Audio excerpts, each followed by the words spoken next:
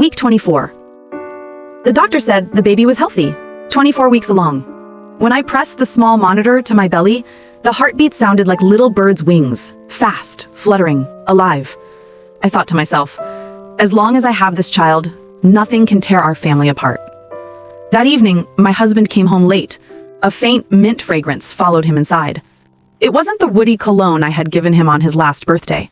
"Overtime," he said quickly, dropping his laptop bag before rushing into the shower. I didn't question him. In the mirror, I traced the veins across my swollen chest, the roundness of my belly. "Don't overthink. You're carrying a baby," I told myself. 2. The 1:13 a.m. message. That night, his phone lit up on the nightstand. I woke up with leg cramps and saw the screen glowing. D. A single letter, followed by a wave emoji. The message read, "Are you home yet? Don't go online. Call me on the other number." I froze. His breathing beside me was steady, deep. The next morning, while gathering laundry, I found a receipt tucked in his jacket pocket. A bar tab for 2 martinis, a bottle of gin, and cheesecake. At the bottom, scrawled in pen, "The night was dark as a whale's throat, but your eyes were the light." Signed, D. I tucked the receipt away. My heart told me not to ignore it. 3. Cracks in the smile. It's hard to hide what the eyes betray. Each morning when he touched my belly, his hand lingered just long enough to say he tried, but his gaze was distant. That Friday, my friend Thu, who worked in PR, sent me a photo. It was taken at her restaurant. My husband, sitting at the bar, with a man. The golden light fell between them like honey. The man leaned closer, whispering something. My husband laughed. The deep laugh I thought was mine. "Is that a colleague?" Thu texted. I typed, then deleted, then said nothing. 4. The chat room. At 26 weeks, the doctor warned me about high blood pressure. "Don't stress," she said. I lied and nodded. That night, when he showered, I unlocked his phone. I'd never done it before, but my fingers knew the code. Our wedding date. The apps looked clean. Messenger empty, Zalo blank. But then I noticed a music app with a hidden chat room feature. His username, D. The messages weren't explicit. No naked pictures, no dirty jokes. Just fragments of intimacy. "Your hair still smells on my neck." Don't mention hair. She notices everything. Whale's throat. "Tonight I'm the moon underwater." "When will you tell her?" "After the baby's born. I owe it."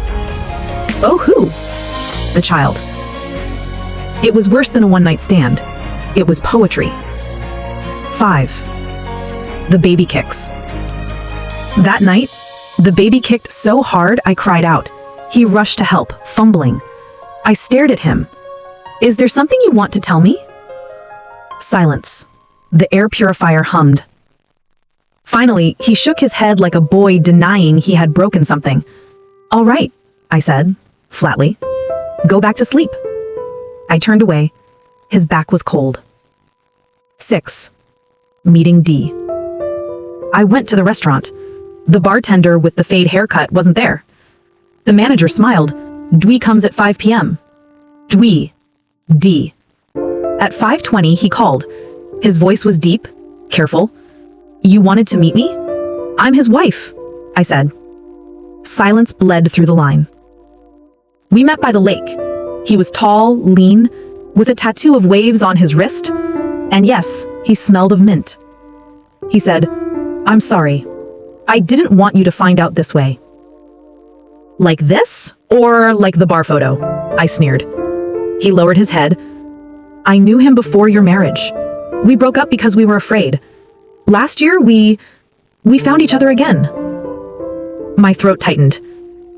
"Do you think I enjoy reading your late-night poetry while carrying his child?" He met my eyes, steady. "We love each other." The word love hit like stone on glass. I asked the only question I needed. "Is he leaving me?" "Not now," Dewey said. "He wants to stay until you give birth. He said he owes you and the baby." I laughed bitterly. "Tell him, I don't need that kind of mercy." And I walked away. 7. The rain. That night, I left the receipt and chat logs on the dining table. When he came home, he looked at them, then at me. No panic, just resignation. I met him, I said. He sat down, fingers interlaced. I'm sorry. How long? Since before New Year's. Why? Because with him, I'm myself. With you, I'm the husband, the father. With him, I don't have to try. And what am I? My voice cracked.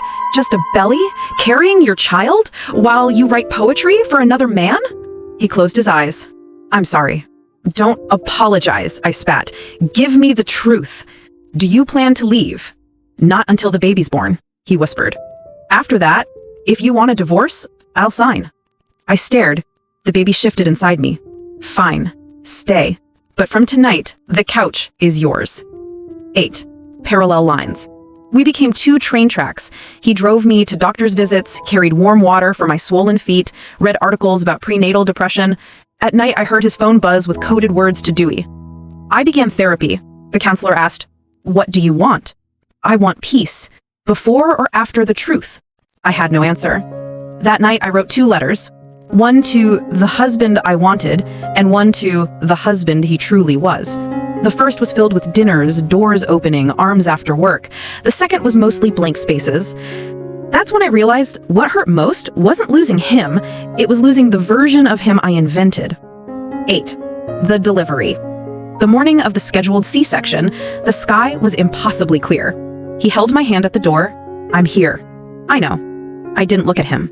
The baby cried, 3.2 kilograms of fragile life. A girl. They laid her on my chest, and I wept uncontrollably, part pain, part joy, part grief. Outside, I heard him on the phone. Our baby, she's safe. He stumbled over the word, our. 8. The divorce papers. At home, 3 days later, I put the divorce papers on the table. Not because I hate you, but because I want to raise her with the truth. He signed it, quietly. I gave him an agreement. He can visit anytime, unless drunk. No bringing boyfriends unannounced when taking our child.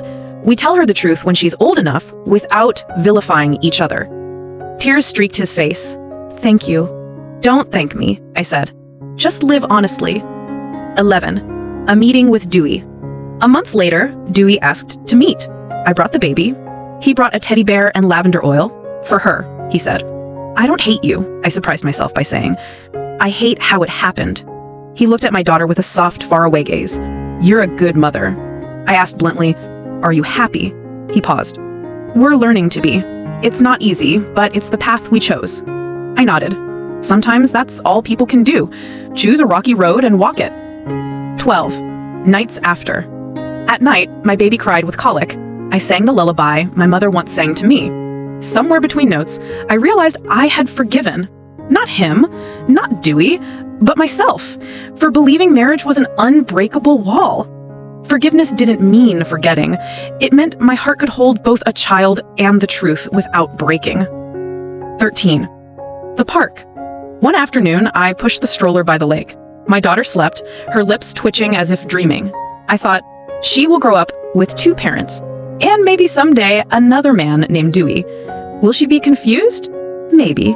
Or maybe she will learn that love has many forms, but kindness always looks the same. I typed into my phone.